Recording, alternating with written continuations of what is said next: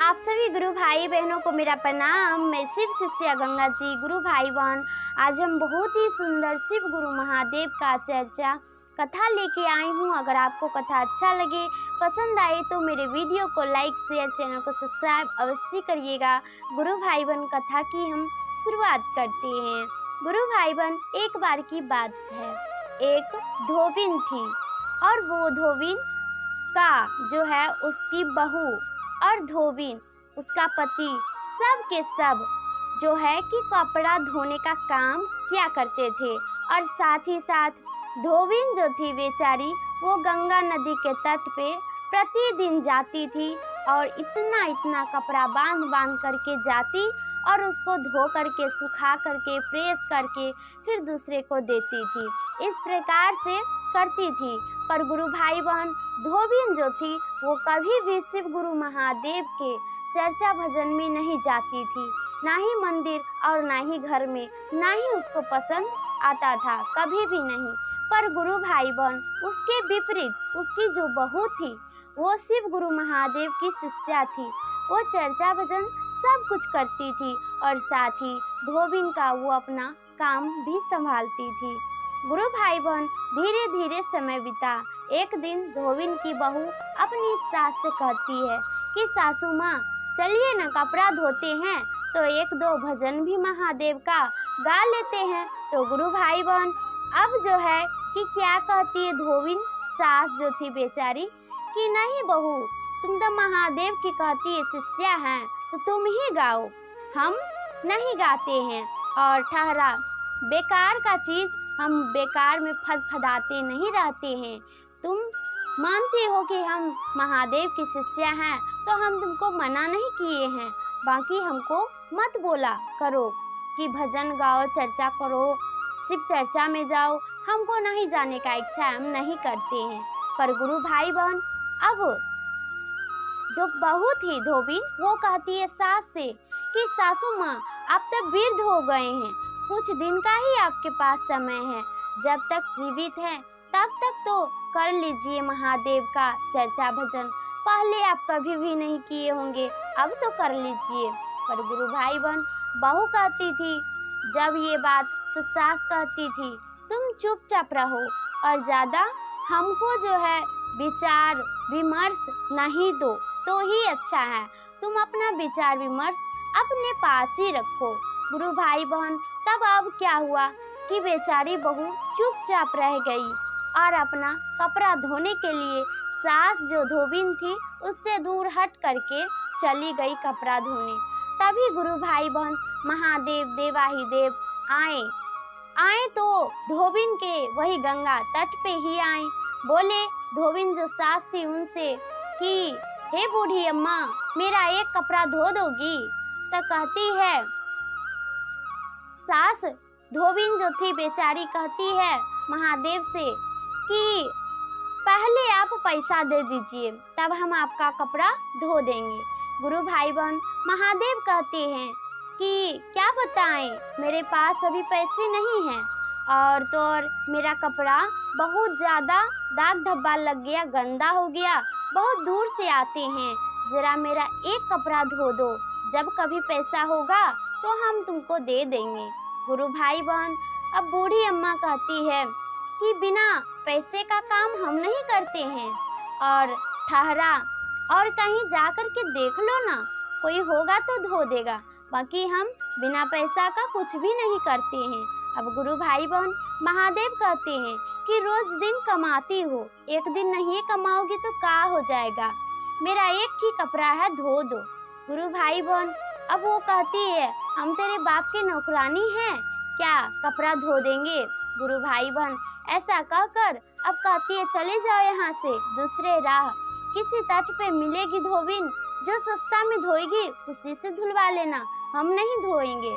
ऐसा कहकर गुरु भाई बहन अब सास जो थी महादेव को भेजा देती है कि चले जाइए यहाँ से।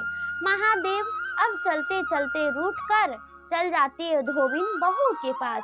धोबिन बहू से कहती है कि हे बेटी, क्या तुम मेरी एक कपड़ा धो दोगी?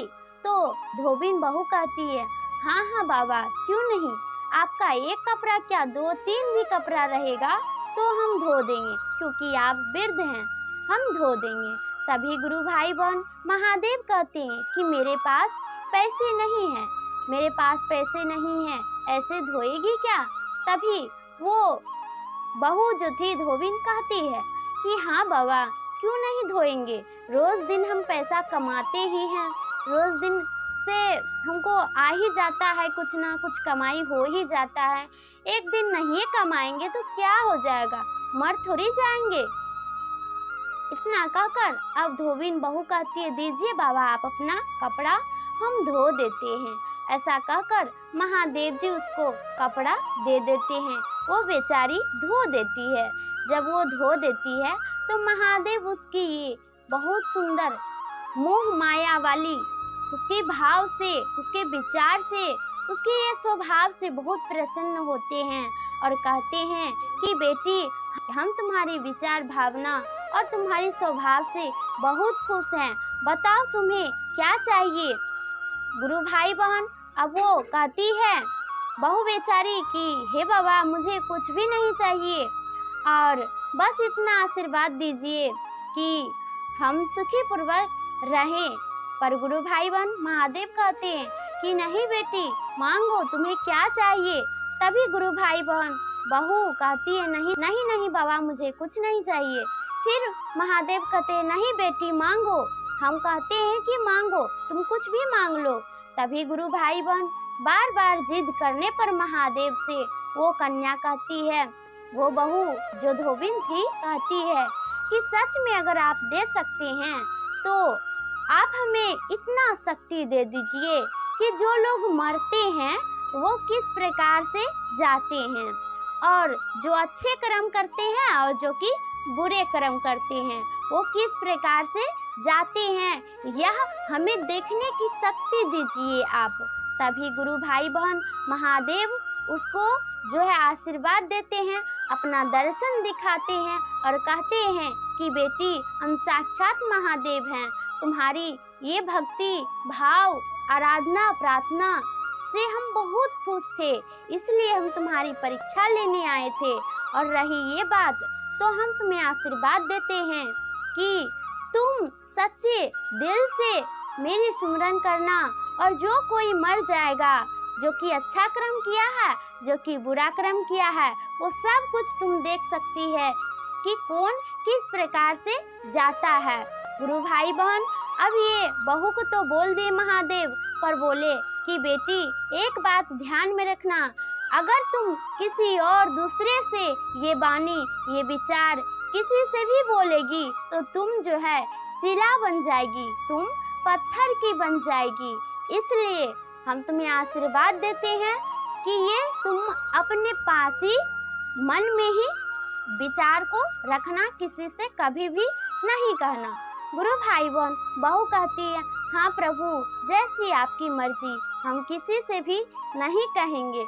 गुरु भाई बहन अब वो महादेव को प्रणाम करती है बहू और फिर अपना काम में लग जाती है। महादेव उसको आशीर्वाद देकर अंदर ध्यान हो जाते हैं। गुरु भाई बहन धीरे धीरे समय बीतता है। इसी प्रकार से सास बहू जाती, प्रतिदिन गंगा किनारे कपड़ा उपड़ा धोती फिर आती। गुरु भाई बहन अब धीरे धीरे समय बीता। अब जो बहू थी बेचारी, बहू जो थी उसकी सास जो धोबिन थी वो मर गई। अब वो मर गई जब तो उसको बहुत सारे जो है दूत सब आए और उसको काटे राहें ले गए। कभी खल खल आगिन जो होता है उसी के उस ऊपर सुता करके ले गए, घिसियाते घिसियाते ले गए। यह सब देखी बहू कि अपनी सास को कि किस प्रकार से लेके जा रहे हैं दूत सब। गुरु भाई बहन काटे राहें, कोयला के अग्नि राहें, इस प्रकार से सगर घिसियाते रिरियाते उसकी सास को ले जा रहा था। तब बहू जो थी उसको यह बात का पता था कि मेरी सास मेरी बात को नहीं मानी, वो कभी भी पूजा भक्ति नहीं की, इसलिए से भगवान उसके ऊपर बहुत ज़्यादा क्रोधित हो गए थे। वो कभी भी अच्छा कर्म ही नहीं की, बुरा कर्म की, इसलिए उसे जो है दूत सब काटे राहें लेके जाते हैं तो आगिन के खल खल खलते हुए कोयला के राहे लेके जा रहे, घिसियाते रिरियाते हुए, कभी तेल के कड़ाही राहे लेके जा रहे हैं। यह सब देखते हुए अब बहू बेचारी का दिल कठोर हो गया, उसकी आंखों से एक भी बूंद नहीं गिरा। अब गुरु भाई बहन, बेटा तो खूब रो रहा है अपनी माँ के लिए, बाकी बहू एक भी बूंद नहीं गिराई, इसलिए कि मेरी सासी बहुत बुरा कर्म की थी, इसलिए ऐसे इंसान के लिए क्यों आंसू गिराना, नहीं आंसू गिराओ तो अच्छा है। ऐसा कहकर अब बहू बेचारी के एको गो आंख से आंसू नहीं गिरा। यह वजह से अब बेटा को दुख हुआ कि मेरी माँ मर गई, हम रो रहे हैं, बाकी मेरी पत्नी एक भी बूंद उसका आंख से नहीं गिरता है, कितना कठोर है, इसको तो हम बाद में पूछेंगे। अब गुरु भाई बहन धीरे धीरे समय बीता, बरहा दिन आने वाला था, यानी बरहा उसका बीतने वाला था। तभी उसी गांव में फिर से एक चमार था जात का, जो कि वो महादेव का भक्त था, फिर वो भी मर गया। अब गुरु भाई बहन वो मर गया तो बहू क्या देखती है कि उसको दूत सब जो आए बहुत ही अच्छे से पालकनी में फूलों की सेज पर ले करके अब वो चमार को लेके जा रहे थे। गुरु भाई बहन उसको शिवलोक लेके गए और इसकी जो सास थी उसको नर्क में ले गए। तो अब जो ये बहू थी बेचारी, वो सब कुछ देख ली तो वो बहुत ही फूट फूट के रोने लगी कि कितना अच्छा लोग था बेचारा। वो चमार जो था बहुत ही अच्छा था, महादेव का भक्त था, सबके ऊपर दया करता था, सबको सब कुछ देता था, सुनता था, सबका कहना भी मानता था, बहुत ही अच्छा लोग था, बहुत ही अच्छा विचार का लोग था, बहुत ही अच्छा उसका भावना था, सब कुछ उसका अच्छा था। हे महादेव उसकी आत्मा को शांति दीजिएगा, ऐसा कहकर बहू बेचारी फूट फूट के रो रही थी। तभी गुरु भाई बहन उसका जो पति था देख लिया। अब उसके मन में बहुत सारा शंकाएं आने लगी कि मेरी माँ मरी तो ये जो है मेरी पत्नी एक भी बूंद नहीं गिराई, और ये चमार मर गया तो इसके लिए मेरी पत्नी फुट फुट के रो रही है, जरूर कोई कुछ ना कुछ गड़बड़ है, आज तो हम इनसे पूछिए के रहेंगे। गुरु भाई बहन अब उधर चमार को तो ले गया। अब इसका पति हाथ पकड़ के इसको घिसियाते रिरियाते बाहर ले गया घर से और बोला कि अब बता, ये तुम्हारा चमार के साथ क्या संबंध था जो कि तुम उसके मर जाने पे फूट फूट के रो रही थी, और मेरी माँ मर गई तो उसके लिए तुम नहीं रोई, बताओ क्या कारण है, क्या वजह है। तभी गुरु भाई बहन अब बहू कहती ऐसी कोई बात नहीं है, ऐसी कोई बात नहीं है, बस ऐसे ही रोना आ गया। तभी उसकी जो पति है, तभी उसके जो पति हैं कहते ऐसी कोई बात कैसे नहीं है, जरूर कोई बात है, तुम उसके देख करके क्यों रो रही थी, मेरी माँ मर गई तो तुम क्यों नहीं रोई, बताओ क्या कारण है। तभी गुरु भाई बहन पति के बार बार जिद करने पर पति फिर कहते हैं कि नहीं बताएगी तो घर में नहीं रहने देंगे और तुझे इस घर से दूर भगा देंगे, अपना पत्नी नहीं मानेंगे। तभी गुरु भाई बहन अब जो बहू थी बेचारी, उसको लगा कि नहीं मेरा पति मुझको दूर कर देगा, अपना पत्नी नहीं मानेगा, इससे अच्छा है कि बता दे। फिर गुरु भाई बहन पत्नी पति से कहती है कि अजी अगर हम ये बानी विचार आपको बोल देते हैं तो हम पत्थर के हो जाएंगे, इसलिए से हम बोलना नहीं चाहते हैं। तो उसका पति कहता है ये कैसे हो सकता है कि तुम पत्थर की बन जाएगी, तुमको कैसे पता। तभी उसकी पत्नी कहती है कि देवाहिदेव महादेव मुझे ये शक्ति दिए थे कि तुम जिसको भी कभी अपना सच्चाई बताएगी तो तुम पत्थर की बन जाएगी। गुरु भाई बहन उसका पति को एहसास नहीं हुआ, उसका पति को यानी कि उसके ऊपर विश्वास नहीं हुआ, कहता है तुम झूठ बोलती है, सच सच बताओ, नहीं तो हम तुम्हें घर से बाहर कर देंगे। गुरु भाई बहन उसकी पत्नी सोची अगर हम सच बताते हैं तो पत्थर के हो जाएंगे, अगर हम नहीं बताते हैं तो मेरा पति मुझे घर से निकाल देगा, इससे तो अच्छा है कि हम पत्थरे के हो जाएं, हम इनको बता देते हैं। गुरु भाई बहन इतना कहकर अब जो बहू बेचारी धोबिन थी, वो अपना पति को कहती है, तो सुनिए आप पति देव ध्यान से, कि जब हम गंगा के किनारे तट पे अपनी सास यानी आपकी माँ के साथ कपड़ा धोने गए थे, तो तभी आपकी माँ महादेव जी का कपड़ा नहीं धोई और महादेव का कपड़ा हम धोएं। तभी महादेव कहते हैं कि बता तुम्हें क्या चाहिए। तब मैंने कहा हमको कुछ नहीं चाहिए, हमको पता भी नहीं था कि वो महादेव हैं।